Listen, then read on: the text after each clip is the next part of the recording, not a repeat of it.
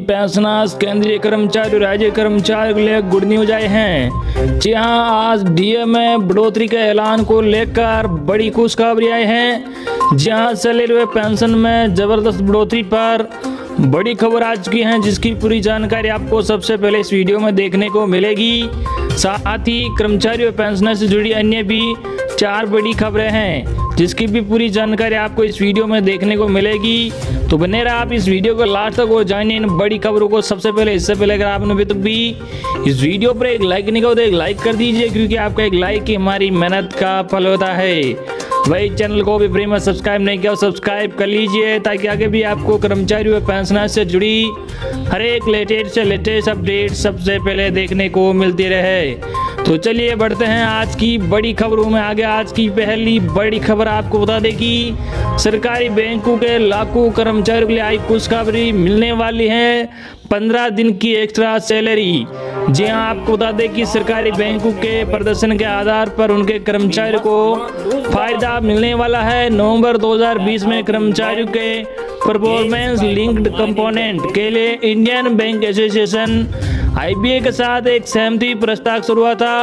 इसी के तहत कर्मचारियों को बैंक के प्रदर्शन के आधार पर इंसेंटिव्स भी मिलता है। इसी सप्ताह ही केनरा बैंक ने अपने कर्मचारियों को इंसेंटिव के तौर पर 15 दिन का पेमेंट जारी किया है। बैंक ने ये पेमेंट फाइनेंशियल रिजल्ट जारी करने के बाद किया है। वित्त वर्ष 2021 के दौरान केनरा बैंक को कुल 2500, SBI के 2.5 लाख कर्मचारियों को भी मिल सकता है मुनाफा। जी हां, अब उम्मीद है कि देश का सबसे बड़ा बैंक यानी भारतीय स्टेट बैंक का वित्तीय नतीजा भी सकारात्मक रहने वाला है। SBI में कुल 2.5 लाख कर्मचारी कार्यरत हैं। ब्रोकरेज फर्म्स का अनुमान है कि SBI का मुनाफा 82% तक बढ़ने वाला है। कैसे तय होता है कर्मचारियों का इंसेंटिव? जी हां, आपको बता दें कि वे सहमति के तहत अगर किसी बैंक का मुनाफा 5 से 10% के बीच रहता है तो कर्मचारी को इंसेंटिव के तौर पर 5 दिन की सैलरी मिलती है। 10 से 15% मुनाफे पर कर्मचारी को 10 दिन की सैलरी मिलेगी। 15% से अधिक मुनाफे पर कर्मचारी को 15 दिन की सैलरी इंसेंटिव के तौर पर मिलेगी।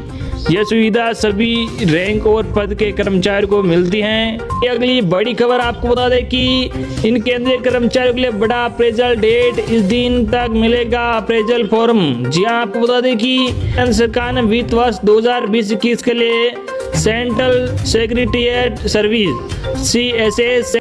CSS और CS कैडर के ग्रुप A, B और ग्रुप C के केंद्रीय कर्मचारियों के लिए अप्रेजल फॉर्म जमा करने की डेडलाइन को बढ़ा दिया गया है। Department of personal and training DOPT ने एक प्रेस रिलीज कर कहा कि कोरोना वायरस महामारी के कारण इन कैडर्स के ग्रुप A, B और ग्रुप C के कर्मचारियों के लिए अप्रेजल डेट को आगे बढ़ाया गया है।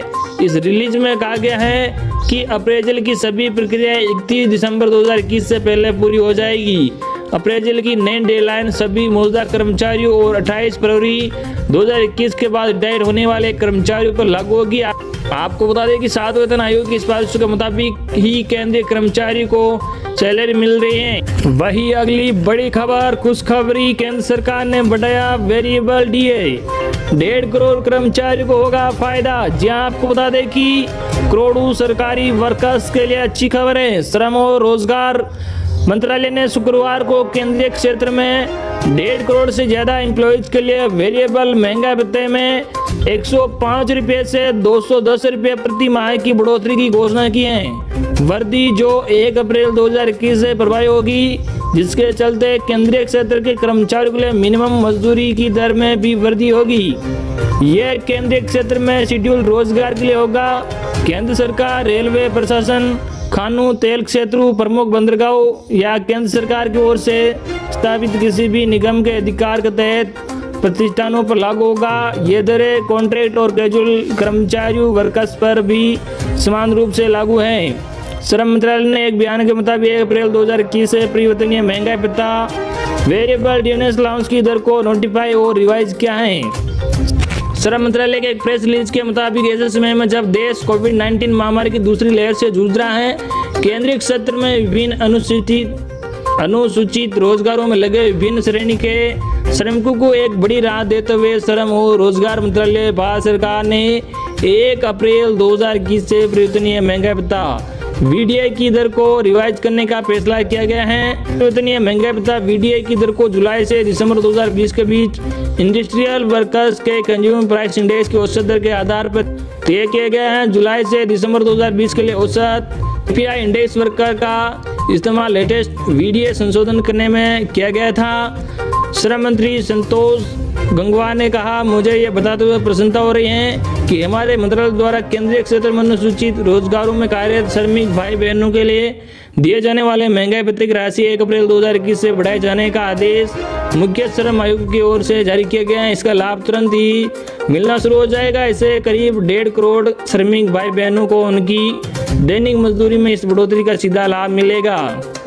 वही अगली बड़ी खबर आपको बता दें कि रेलवे ने अपने कर्मचारियों और परिवार वालों के लिए उठाया बड़ा कदम। जी हां, आपको बता दें कि कोरोना वायरस महामारी की दूसरी लहर ने देश भर में हाहाकार मचा रखा है। संक्रमण के इलाज और उसे रोकने के लिए केंद्र सरकार के साथ साथ राज्य सरकारें भी हर संभव प्रयास कर रही हैं। सरकारों के अथक प्रयासों के बावजूद काफी लोगों की मौत हो चुकी है। दूसरी ओर केंद्रीय रेल मंत्री पीयूष गोयल ने कोरोना से लड़ाई के लिए रेलवे के योगदान को सराहा है। रेलवे ने कर्मचारियों और उनके परिवार वालों की सुरक्षा के लिए काफी प्रयास किए हैं। पीयूष गोयल ने सोशल मीडिया प्लेटफॉर्म ट्विटर पर लिखा है कि कोविड महामारी की चुनौती से लड़ने के लिए भारतीय रेल के प्रयास निरंतर जारी हैं। इसी क्रम में रेलवे हॉस्पिटल में 86 ऑक्सीजन प्लांट लगाए जा रहे हैं। इसके साथ ही कोविड बेड और वेंटिलेटर्स की संख्या भी बढ़ाई गई है। उन्होंने कहा, हमारे रेल कर्मचारी कोरोना महामारी के विरुद्ध इस लड़ाई में कंधे से कंधा मिलाकर अपना योगदान दे रहे हैं। उन्होंने आगे लिखा कि मुझे गर्व है कि अपने रेल परिवार पर जो इस संकट के समय पूरे देश में अपने कार्यों द्वारा देश और समाज की सेवा में जुटा हुआ है। रेलवे के हमारे कोरोना वॉरियर्स इस कठिन समय में दिन रात देश और समाज की सेवा में कार्यरत हैं। उनके परिश्रम व कार्य के प्रति लगन मुझे गर्व का एहसास कराती है कि मेरा रेल परिवार समाज को ऐसे समय में अपना अमूल्य सहयोग दे रहा है। उन्होंने रेल कर्मचारियों को उनके इस योगदान के लिए आभार भी जताया है। वही अगली बड़ी खबर आपको बता दें कि रेलवे में हजारों कर्मचारी हो चुके हैं कोरोना संक्रमित। संचालन तक में आ रही हैं दिक्कतें। जी आपको बता दें कि रेलवे की ओर से जारी गाइडलाइंस में कहा गया है कि जिन कर्मचारियों को हल्का संक्रमण या फिर से असिम्प्टोमेटिक है, उनको 10 दिनों के लिए होम आइसोलेशन का समय दिया गया है। इसके अलावा लगातार 3 दिनों तक यदि बुखार नहीं होता है तो उनका यह पीरियड भी समाप्त माना जाएगा। ऐसे मरीजों को होम आइसोलेशन का समय समाप्त होने के बाद टेस्ट करवाने की आवश्यकता नहीं है। इनको लेकर आदेश जारी किए हैं कि ऐसे मरीज अपना होम आइसोलेशन समय पूरा करने के बाद अपनी ड्यूटी पर लौट आए। वही अगली बड़ी खबर आपको बता दें कि केंद्रीय कर्मियों और पेंशनर्स के लिए खुशखबरी। जल्द ही सैलरी व पेंशन में आएगा उछाल। एक साथ मिलेगी महंगाई भत्ता की 3 किस्तें। जी आपको बता दें कि केंद्रीय कर्मचारियों के लिए खुशखबरी है। आज से 1 साल पहले केंद्र सरकार ने केंद्रीय कर्मचारियों को DA पर रोक लगा दी थी, लेकिन सरकार ने निर्णय लिया है कि महंगाई भत्ते की 3 किस्तें एक साथ मिलेगी। इससे उनकी सैलरी में बड़ा उछाल आएगा। सरकार ने कर्मचारियों को DA फिर से बहाल करने का ऐलान किया है। लंबे इंतजार के बाद मिलेगा बढ़ा हुआ वेतन। जी आपको बता दें लंबे इंतजार के बाद केंद्रीय कर्मचारियों को बढ़कर वेतन मिलने वाला है। 1 साल पहले केंद्र सरकार ने कर्मचारियों को महंगाई भत्ते पर रोक लगा दी थी। अब सरकार ने डियरनेस अलाउंस पर लगी रोक को जल्द हटाने का निर्णय लिया है। मीडिया रिपोर्ट के अनुसार कर्मचारियों को 28% की दर से महंगाई भत्ते का भुगतान किया जा सकता है। तेरी खुशी की बात यह है कि DA की 3 किस्तें एक साथ मिलेगी। इससे उनकी सैलरी में बड़ा इजाफा होगा। सरकार ने कुछ दिन पहले ही कर्मचारियों को DA में फिर से बहाल करने की घोषणा की थी। DA की 3 किस्तें लंबी। जी आपको बता दें कि पिछले साल कोरोना संक्रमण की पहली लहर के साथ ही मोदी सरकार ने केंद्रीय कर्मचारियों को DA पर रोक लगा दी थी। अब उन्हें 3 किस्तें 1 जनवरी 2020, 1 जुलाई 2020 और 1 जनवरी 2021 का भुगतान एक साथ किया जाएगा। इन लंबित किस्तों का कब भुगतान करना है, इसके लिए नेशनल काउंसिल ऑफ JCM व कार्मिक व प्रशिक्षण विभाग तथा वित्त मंत्रालय के अधिकारी लगातार बैठक कर रहे हैं।